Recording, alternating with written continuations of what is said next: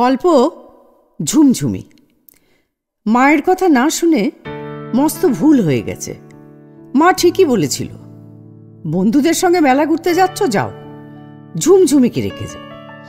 ভিড়ভাট্টার চাপে ঝুমঝুমিকে হারিয়ে ফেলবে।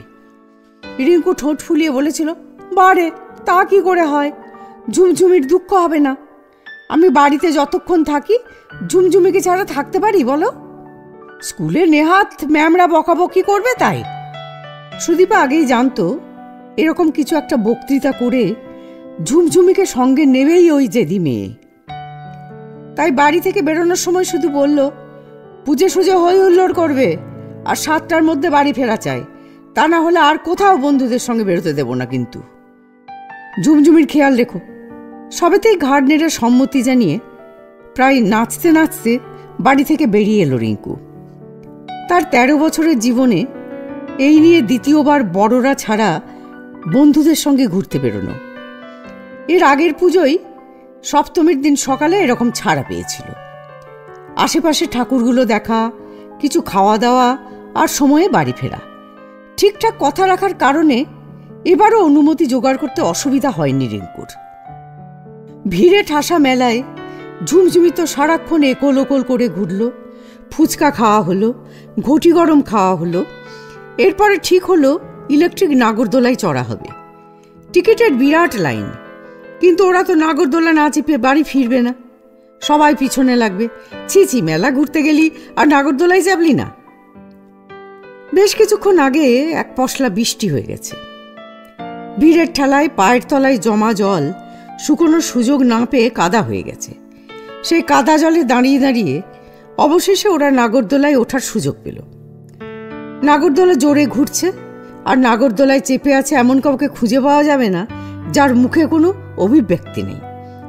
কেউ চোখ বন্ধ করে পাশের জনকে চেপে ধরবে, কেউ হাহা করে হাসবে, কেউ অনর্গল আবল তাবল চিৎকার করবে, কেউ বা ঘোড়াটা উপভোগ করবে। চোখে মুখে উপচে পড়া খুশির আবেগ। রিঙ্কুরা কল কল করতে করতে নাগরদোলায় উঠে বসলো। ঝুমঝুমিকে শক্ত করে এক হাতে ধরে কোলে বসিয়েছে রিঙ্কু, অন্য হাতে ধরা হ্যান্ডেল।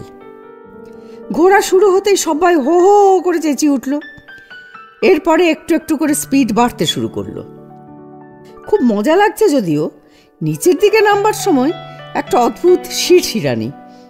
জোরে ঘুরতে ঘুরতে হঠাৎ একটা বিরাট ঝাঁকুনি দিয়ে থেমে গেল নাগরদোলা।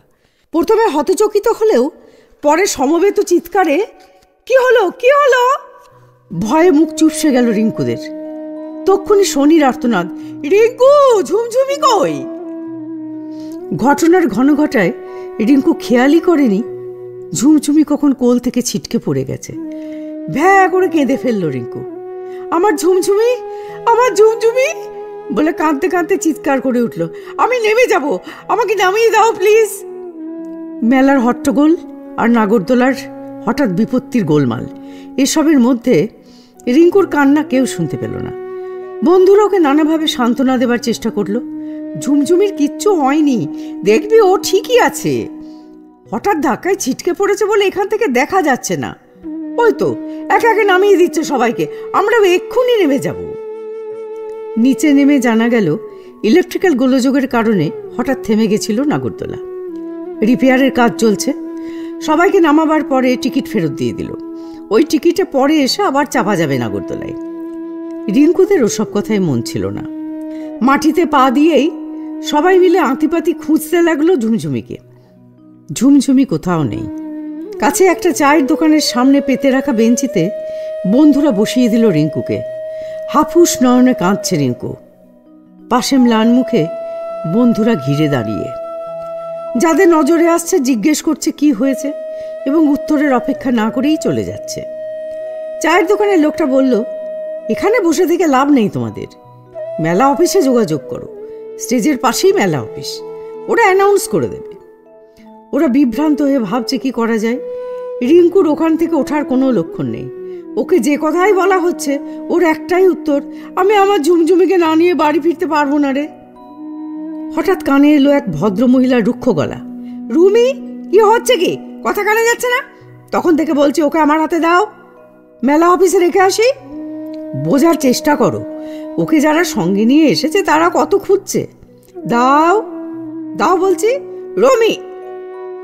ধমকের গলা চড়তেই রিঙ্কুরা পিছন ফিরে তাকিয়ে দেখে একটা 7-8 বছরের ছোট্ট মেয়ে ঝুমঝুমিকে বুকে জাপটে ধরে বলছে, না আমি একে দেবো না, একে দেবো না, এ আমার কাছে থাকবে। মায়ের গলা আরও চড়বার আগে রিঙ্কু ছুটে গিয়ে বাচ্চাটার হাত থেকে ঝুমঝুমিকে কেড়ে নিয়ে পাগলের মতো আদর করতে শুরু করলো। আমার ঝুমঝুমি, আমার ঝুমসোনা, তুমি আমার উপরে খুব রাগ করেছো তাই না? ভদ্রমহিলা অবাক হয়ে বললেন, ওর ডল বুঝি?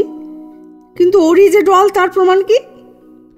চায়ের দোকানের লোকটা বলল, ওর কাণ্ড কারখানা দেখেও কি আপনার বিশ্বাস হচ্ছে না ম্যাডাম?